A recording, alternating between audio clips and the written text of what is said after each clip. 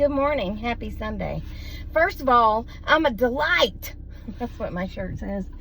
I figured since I was going to meet Lisa today to go to the big shanty festival, that I would wear it and show her and prove to her that I am a delight.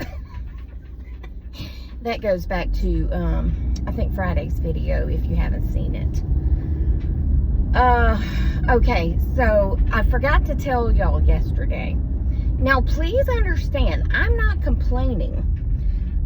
You know, I like to make videos and I talk about the daily occurrences in my life, but just because I talk about them don't mean I'm complaining. I'm just telling you, you know what I'm saying? So yesterday, while Joan and I were at lunch, she mentioned her air fryer. And she had the little one with the basket, right? And me and my big mouth said, well, I have a great big one. Well, I mean, it's not great big. I had one bigger that was too big to fit under my counter. But I have one that, you know, has the trays and the rotating basket for fries and such as that. I pull it up on Amazon and it's $98 and she's like, order me one. And I'm like, okay, cool. And I said, oh, guess what? It'll be here this afternoon. And she's like, well, that's fantastic. So I order it and it shows up at the house. And I went outside when I saw her out with Rosemary. And I was like, hey, your air fryer's here. Come let me in the gate. Because it's heavy to walk all the way around to her front door. So I carried it into the house for her and let her unpack it. I mean, it wasn't so heavy that she couldn't get it out of the box, but I just didn't want to have to carry it that far. You know what I'm saying? Anyway, so this morning at like 8:30, she gives me a call. Tracy? Which always sounds like she's, you know, in distress. And that's just the way she talks. And I said, yes.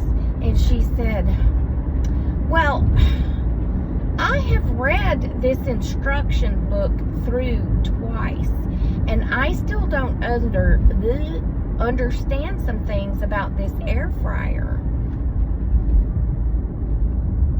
Oh, she said, the book says, I forgot what she even said. And she said, did you read that? I said, I didn't read it. I'm just going to be honest with you.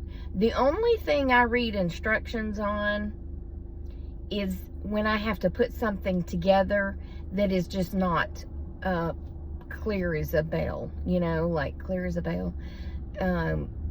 Yeah, you know what I'm saying. When I have to put something together that requires me to read the instructions. Otherwise, I just set that bad boy up and turn it on and go.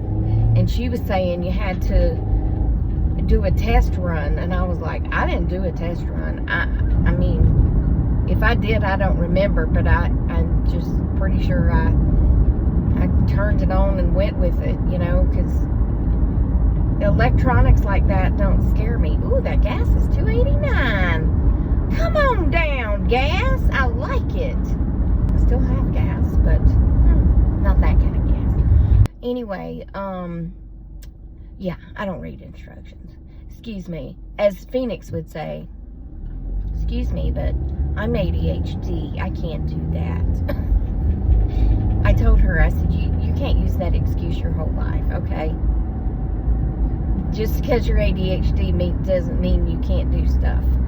But it does mean that I don't do well following written instructions. No. Now, if you've got some instructions that I can look at and see how to do it and then do it, yeah, I'm good. I'm golden. But don't just give me a book to read on instructions, because when I get at the other end of that book, I'm going to be like, what did I just read? I don't remember a blind thing except, welcome to your new Instapot vortex, whatever. Yeah, that's about all I'm going to get out of reading that book. Now, you give me a good book to read, a spicy book or a drama book, I'm going to read it and I'm going to remember it all enough to tell y'all about it, okay? But not instructions. And I have a hard time reading the Bible because of that. Now, I can listen to somebody read it and I understand it better. But if I just sit down to read it, I have read the same verse 12 times, and at the end of it be like, what's that say again? Because I'm not like that. My teacher told my mom, I don't know, I think I was in 2nd grade. She said, Tracy is an excellent reader. She can read and write and spell very well for her age. And Mom's feeling all proud. She said, but at the end of reading it, she has no clue what she just read. Mom kind of deflated a little again. But yeah, and I used to have to teach something where you had to read this god-awful big book, and you had to compare it to this manual, right? And you had to fill in the blanks in the book, which means that you read it to find it, to fill in the blanks. It was horrible. I mean, it was truly horrible. The book was about that thick, and I had to make people go through that and fill in all the blanks. And man, at first I had the hardest time going through that book, because I'd get to reading the chapter trying to find what I was looking for, and I'd be getting all sleepy, and eyes would be getting heavy, and I'd be looking all around like, what else is going on in this world? Because my mind is not here, okay? My mind has moved on to something else way more exciting than reading this book. But yeah, I was real good at teaching it. Yeah. But it took me a long time. We had to do it every year. Yeah, we had to get recertified on that every year, and had to read the whole blame book again and fill out all them dang questions again. I was so glad when they got rid of that. Because, as Phoenix would say, because I'm ADHD. Yeah, I told her the other night, I said, you got to stop with that, because you can't use that for everything. You're going to have to learn. You have to find out how you learn. And I found out how I learned. And that made learning a whole lot easier. But, you know, when we were in school, they thought all the kids were the same. We're not the same, okay? We don't all sit down and read something and understand it fully. No. So anyway, yeah, she read the book through twice, and she still couldn't figure out how to do it. And then she put her cheese toast in it this morning. She put it on broil, and broil's like oil. B-R-O-I-L, broil.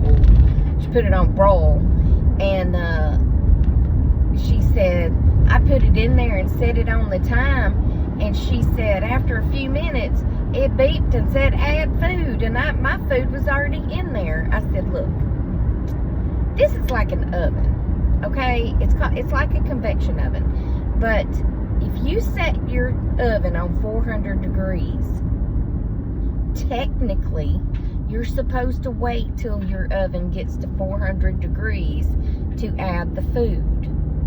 But sometimes we add early, or at least I do, because I'm not perfect, okay? I don't always wait, because I have ADHD. I'm just kidding.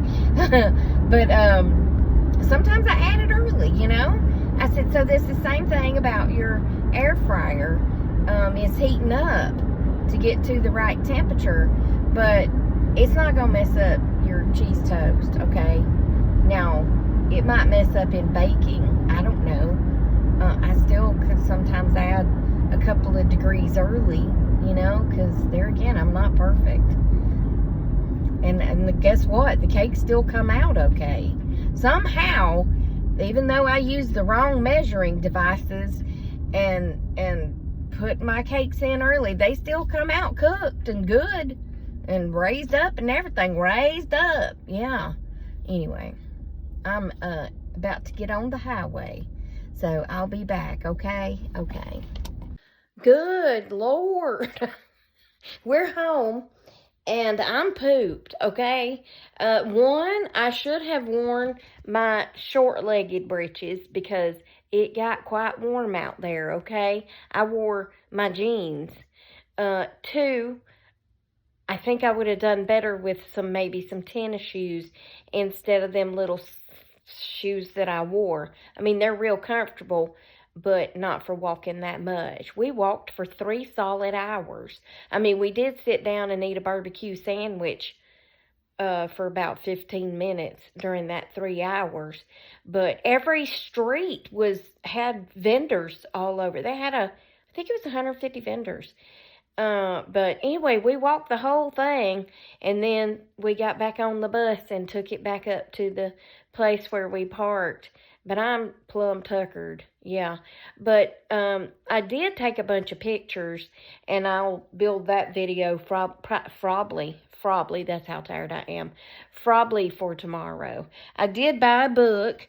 There was a guy there who used to be an Atlanta police officer, and he had a bunch of books. William Gilmore, William Gilmore, a Larry Gillum and Sam Lovett novel, Blue Bloods and Black Hearts.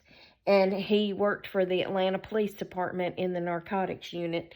So he said there's some truth. Some truth. Not all truth, but some truth. And I believe that's from my lemonade. I done spilled something on it. Because I bought one of them frozen lemonades, you know, because I was getting quite parched.